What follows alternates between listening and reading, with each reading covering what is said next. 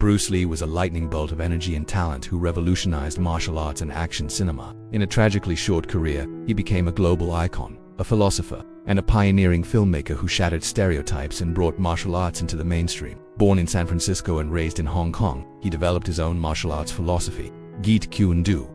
He returned to America and gained notice as Kato in the television series The Green Hornet, but it was his Hong Kong films The Big Boss and Fist of Fury that made him a superstar across Asia. He was on the cusp of unprecedented international stardom with his Hollywood debut, Enter the Dragon, a film he would not live to see released. He was more than an actor. He was a phenomenon of speed, grace, and power whose influence is still felt today. On July 20th, 1973, Bruce Lee died in Hong Kong at the age of just 32. The circumstances of his death have long been the subject of speculation and conspiracy theories. The official story is that he complained of a headache while at the apartment of actress Betty Ting Pei. She gave him a prescription painkiller called E. He went to lie down and was later found unconscious. He was rushed to a hospital but was pronounced dead on arrival. The official cause of death was ruled a cerebral edema, a swelling of the brain, believed to be an allergic reaction to an ingredient in the painkiller. 2 funeral ceremonies were held, one in Hong Kong attended by tens of thousands, and a second, smaller service in Seattle, Washington, where he had lived and taught martial arts. Bruce Lee was buried at Lakeview Cemetery in Seattle. His grave, which he shares with his son Brandon, is one of the most visited in the world. The reddish granite headstone bears Hai Six's picture, his name in both English and Chinese, and the inscription founder of Jeet Kune Do. It remains a sacred site for martial artists and film fans, a place to honor the little dragon who changed the world. Michael Madsen, the actor who brought a chillingly cool and menacing presence to the screen, carved out a unique legacy as one of Hollywood's most dependable tough guys, forever immortalized as the razor-wielding Vic Vega, or Mr. Blonde, in Quentin Tarantino's groundbreaking film Reservoir Dogs. Madsen's gravelly voice and imposing stature made him a cinematic icon of modern noir and action. His career was a gallery of memorable heavies, conflicted anti-heroes and lawmen, often blurring the line between threatening and charismatic. He worked prolifically, amassing a filmography that showcased his versatility in both big-budget blockbusters and independent films, always leaving a distinct and unforgettable impression. Madsen passed away peacefully in his Malibu home in the early winter of 2025, at the age of 6, according to his family. His death was the result of complications from a long and publicized battle with a respiratory illness. In the days following his death, tributes poured in from across the industry, with frequent collaborators like Tarantino and Robert Rodriguez praising his raw talent and dedication to his craft. In accordance with his wishes, the funeral was a private affair, attended only by close family and friends. He was laid to rest at the Hollywood Forever Cemetery, a fitting final home for an actor who contributed so much to the fabric of modern cinema. His grave is marked by a simple but elegant dark granite headstone, bearing his name, dates, and the inscription, "The Reservoir Dog is home." It's a quiet, understated marker for a man whose on-screen presence was anything but. Rutger Hauer was an actor of immense talent and striking screen presence, whose piercing blue eyes and intense performances captivated audiences for decades. The Dutch actor achieved international stardom with his iconic role as the replicant Roy Batty in the 1982 sci-fi masterpiece, Blade Runner. His self-penned Tears in Rain monologue is considered one of the most poignant death scenes in film history. While he often played villains and anti-heroes in films like The Hitcher and Nighthawks, Hauer's work was filled with depth and humanity. He was a versatile performer who brought a unique soulfulness to every character, from noble knights to terrifying antagonists, leaving an indelible mark on cinema. He was also a dedicated environmentalist and philanthropist, founding the Rutger Hauer Starfish Association, an AIDS awareness organization. Hauer died on July 19, 2019, at his home in the Netherlands following a short illness. He was 75 years old. His death was a quiet and private event, a reflection of the way he lived his life away from the Hollywood spotlight. His family did not publicly announce his passing until after his funeral had been held 5 days later, ensuring they could mourn in peace. His agent confirmed the news, stating that his wife of 50 years, Enoch Ten Kate, and his daughter, actress Attia Hauer, were by his side. Rutger Hauer was buried in his beloved homeland. His final resting place is at the Beetsdezwaag Reformed Church Cemetery in Beetsdezwaag, Netherlands. The grave is a simple ground-level stone marker, surrounded by the serene greenery of the Dutch countryside, a humble and tranquil final tribute to a cinematic giant whose work and words continue to resonate deeply with fans around the world. Known affectionately as Big Mike, Michael Clarke Duncan was a true gentle giant of Hollywood. His towering physique and deep, resonant voice were unmistakable. But it was the warmth and kindness he exuded that truly defined him. Before his acting career took off, he worked as a bodyguard for stars like Will Smith and Jamie Foxx. His breakout role came in when he starred opposite Tom Hanks as the gentle, supernaturally gifted death row inmate John Coffey in The Green Mile. The performance was a revelation, showcasing his incredible emotional range and earning him both an Academy Award and a Golden Globe nomination. He went on to star in numerous action films, including Armageddon, Daredevil, and Sin City, always bringing a powerful and memorable presence to the screen, whether as a hero or a villain. On July 13, 2012, Duncan suffered a heart attack. He remained hospitalized for several weeks and appeared to be recovering, but he tragically passed away on September 3, 2012, at the age of 54. His sudden death sent shockwaves through Hollywood, with friends and co-stars universally remembering him as one of the kindest souls they had ever known. A public memorial was held at the Hall of Liberty at Forest Lawn Memorial Park in the Hollywood Hills, where Tom Hanks delivered a moving, and at times humorous, eulogy. Michael Clarke Duncan was interred in the Courts of Remembrance section at Forest Lawn. His crypt is marked by a simple bronze plaque bearing his name, his years, and the loving title "Beloved Son and Friend." It's a modest memorial for a man with a colossal spirit, a place where fans can pay their respects to an actor whose immense heart was even bigger than his frame.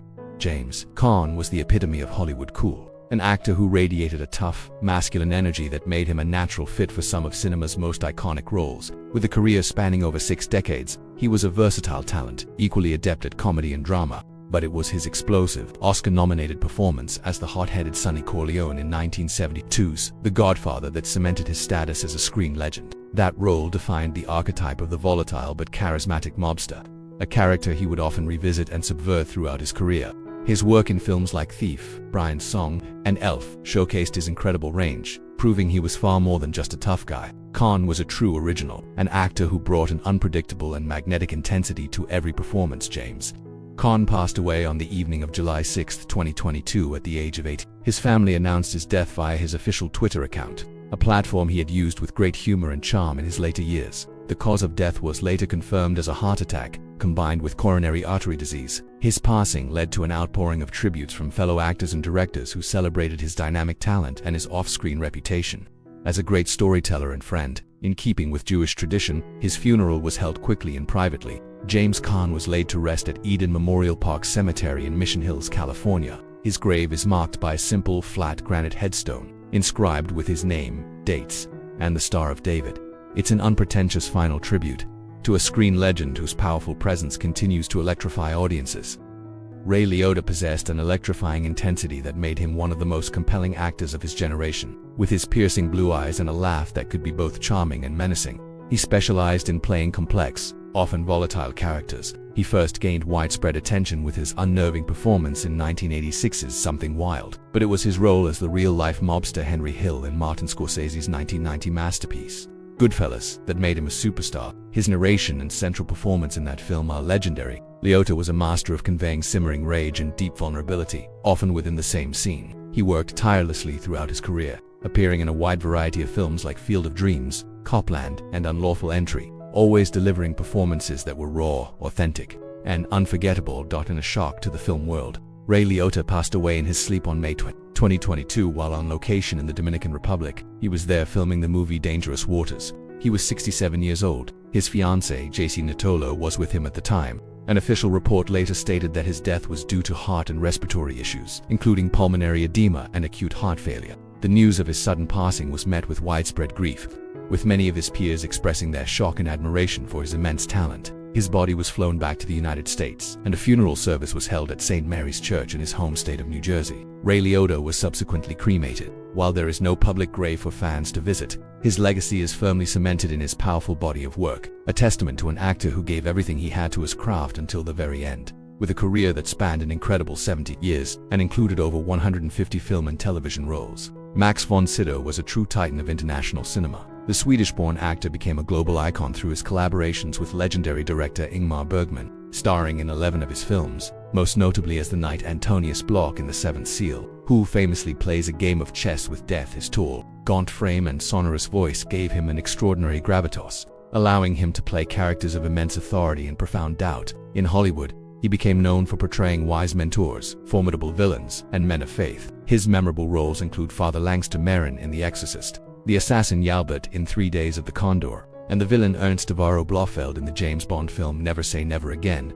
Max von Sydow passed away on March 8, 2020, at his home in Provence, France. He was 90 years old. The news was announced by his wife, the French producer Catherine Breillat, who shared her infinite sadness with the world. No specific cause of death was publicly released, respecting the actor's famously private nature. He had become a French citizen in 2002 and had spent his final years there. Tributes from across the globe honored his monumental career and his profound impact on the art of acting. His funeral arrangements were kept entirely private, with his family choosing to mourn away from the public eye. It is understood that he was cremated in France, his adopted homeland. There is no known public grave or memorial site. Instead, his final resting place is the vast and enduring legacy of his work, a filmography filled with some of the most powerful and iconic performances ever committed to screen. With his sharp, hawk-like features, steely eyes, and a presence that radiated pure menace, Lee Van Cleef was one of the greatest movie villains of all time. He began his career in the early 1950s, often playing nameless henchmen in classic westerns and film noir,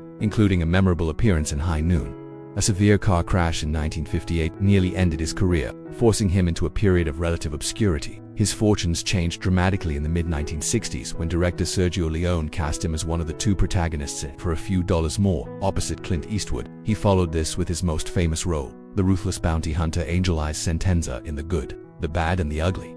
These spaghetti westerns made him a major international star, and he became an icon of the genre, the ultimate bad in a world of complex heroes. Lee Van Cleef died of a heart attack on December 16, 1989 in Oxnard, California. He was 64 years old. His wife Barbara found him collapsed at their home and he was pronounced dead at a local hospital. It was later revealed that he had been battling throat cancer, though his heart condition was the immediate cause of death. Despite his on-screen persona as a cold-blooded killer, he was remembered by friends and family as a kind and gentle man. He was interred at Forest Lawn Memorial Park in the Hollywood Hills of Los Angeles. His grave is a place of pilgrimage for fans of westerns. It features a prominent bronze plaque with a detailed etching of his famous profile. Below his name and dates is an epitaph that perfectly encapsulates his on-screen legacy, a final nod to the persona that made him a legend. It reads simply, "Best of the Bad." Burt Reynolds was the swaggering, charismatic, mustachioed superstar who defined Hollywood cool for an entire generation. During the 1970s and early 80s, he was arguably the biggest movie star in the world, a box office champion who mixed action, comedy, and romance with unparalleled ease. With a twinkle in his eye and a self-deprecating wit, he charmed audiences in iconic films like Smokey and the Bandit, The Longest Yard, and Deliverance. He was a man's man who wasn't afraid to laugh at himself, famously posing for a nude centerfold in Cosmopolitan magazine. While his career had its ups and downs, he experienced a major resurgence in the late 1990s, earning an Oscar nomination for his brilliant performance as a porn director in Boogie Nights, proving his immense talent as a dramatic actor. Burt Reynolds died on the morning of September 6, 2018, after going into cardiac arrest at the Jupiter Medical Center in Florida. He was 82 years old. He had a history of heart problems and had undergone bypass surgery in 2010. His passing marked the end of an era, and tributes from Hollywood celebrated his larger-than-life personality and his generosity as a mentor to other actors. Following his death, his body was cremated, for reasons that were never fully made public, but were rumored to be related to family disagreements. His ashes remained in the possession of his family for over 2 years. Finally, in February of 2021, Burt Reynolds was laid to rest. His ashes were interred at the Hollywood Forever Cemetery in Los Angeles. His grave is marked by a simple bronze plaque on a granite base, situated near a palm tree overlooking a lake, a serene final destination for a star whose life was anything but quiet. Sir Christopher Lee was a legendary figure of cinema, a man whose towering height, aristocratic bearing, and booming bass voice made him one of the most iconic and prolific actors of all time. His career was extraordinary in its length and versatility. He is forever etched in film history as the definitive Count Dracula in the Hammer horror films, a role he inhabited with a terrifying and seductive grace. But he was so much more than a horror icon. He was the sophisticated Bond villain Francisco Scaramanga in The Man with the Golden Gun, the noble Lord Summerisle in the cult classic The Wicker Man, and in his later years, he introduced himself to a new generation of fans as the malevolent wizards, Saruman in the Lord of the Rings trilogy and Count Dooku in the Star Wars prequel films. He was also a decorated veteran of World War II and a talented heavy metal singer. Christopher Lee passed away on the morning of June 7, 2015, at the Chelsea and Westminster Hospital in London. He was 93 years old. He had been admitted to the hospital for respiratory problems and heart failure. His wife of over 50 years, Birgit Krink, delayed the public announcement of his death for several days to ensure she could inform their family first. The news was met with a global outpouring of respect for a true master of his craft. In line with his wishes for privacy, the details of his funeral were not made public. Sir Christopher Lee was cremated, and his final resting place remains a private matter known only to his family. There is no grave or public memorial for fans to visit. His monument is his immense and unparalleled body of work, a cinematic legacy that ensures he will remain a powerful and commanding presence on our screens forever. Clint Walker was a real-life giant who became a gentle giant of the screen, standing at an impressive 6 feet, 6 inches tall, with a broad chest and a handsome, kind face. He was a natural for the heroic roles he would come to embody. He found fame in the 1950s as the star of the popular television western Cheyenne, playing the wandering hero Cheyenne Bodie. The role made him one of television's first major stars. He later transitioned to film, bringing his imposing yet gentle presence to movies like the classic World War II action film The Dirty Dozen, where he played the stoic and formidable Samson Posey. He also starred opposite Frank Sinatra in None But the Brave. Walker was known for his quiet dignity and strong moral compass, both on and off the screen, qualities that endeared him to audiences for generations. Clint Walker lived a long and full life, passing away on May 21, 2018, just 9 days before what would have been his 91st birthday. He died of congestive heart failure at a hospital near his longtime home in Grass Valley, California, a small city in the foothills of the Sierra Nevada mountains. He was surrounded by his wife, Susan, and his daughter, Valerie. Walker had largely retired from acting decades earlier, preferring a quiet life in Northern California, where he enjoyed the outdoors and the peace it brought him. After his death, his body was cremated. In keeping with his love for the natural world and his unpretentious character, his family chose not to have a public grave or memorial. His ashes were given to his family, allowing them to honor his memory in a private and personal way. His legacy remains his body of work, representing a classic, heroic archetype from a bygone era of Hollywood. Sir Sean Connery was a cinematic titan, the man who first brought James Bond to life on the big screen and, in doing so, created one of the most iconic and enduring characters in film history. With his unique blend of rugged masculinity, suave sophistication, and a hint of danger, the Scottish actor defined the super spy for generations. But Connery was determined not to be defined by one role. He went on to have an illustrious and varied career, proving his immense talent in films like Alfred Hitchcock's Marnie, The Man Who Would Be King, and The Untouchables, for which he won an Academy Award in 1987 for his role as the tough Irish cop Jim Malone. He was a global superstar who commanded the screen with an effortless charisma. Voted Sexiest Man of the Century by People magazine in 1990-9. Sean Connery passed away peacefully in his sleep on October 3, 2020, at his home in the Lifford Cay community of Nassau in the Bahamas. He was 90 years old. His son later revealed that Connery had been unwell for some time and had been suffering from dementia in his final years. His death certificate, released later, listed the cause as pneumonia, heart failure, and old age. The world mourned the loss of a true screen legend. In accordance with his final wishes, Connery was cremated in the Bahamas following a private ceremony. He had long expressed a desire for his final resting place to be in his beloved homeland of Scotland. In August of 2022, on what would have been his 92nd birthday, his family undertook a final journey to honor that wish. His ashes were scattered at several of his favorite spots in Scotland, ensuring that the man who was a fierce advocate for Scottish independence would forever be a part of the landscape he loved. Charles Bronson was the quintessential cinematic tough guy, an actor whose weathered face and quiet, coiled intensity spoke volumes. Born Charles Bakinski, he was one of 15 children in a poor Lithuanian-American family in a Pennsylvania coal town. He fought in World War II and used the GI Bill to study acting. For years, he played supporting roles in classic action films like The Magnificent Seven and The Great Escape. His international breakthrough came in Europe with films like Once Upon a Time in the West. In 1974, at the age of 52, he became a Hollywood superstar with the controversial and hugely successful film Death Wish. As the vigilante architect Paul Kersey, Bronson tapped into a public desire for justice, creating a character that would define the rest of his career. He was the strong, silent avenger, a man of few words and decisive action. In his later years, Bronson suffered from Alzheimer's disease. He passed away from pneumonia on August 30, 2003 at Cedars-Sinai Medical Center in Los Angeles. He was 81 years old. Though he was a global superstar, Bronson was an intensely private man who valued family above all else. His funeral reflected this, a small service for his closest relatives. He was not buried in Hollywood, but was instead laid to rest thousands of miles away, in a place that held deep personal meaning for him. Charles Bronson is buried at Brownsville Cemetery in West Windsor, Vermont, near a country home he had owned for many years. His grave is marked by a simple, elegant granite headstone, bearing only his name and dates. Next to him lies his beloved second wife, actress Jill Ireland. It's a quiet, peaceful resting place in the New England countryside, a world away from the violent city streets his most famous character patrolled.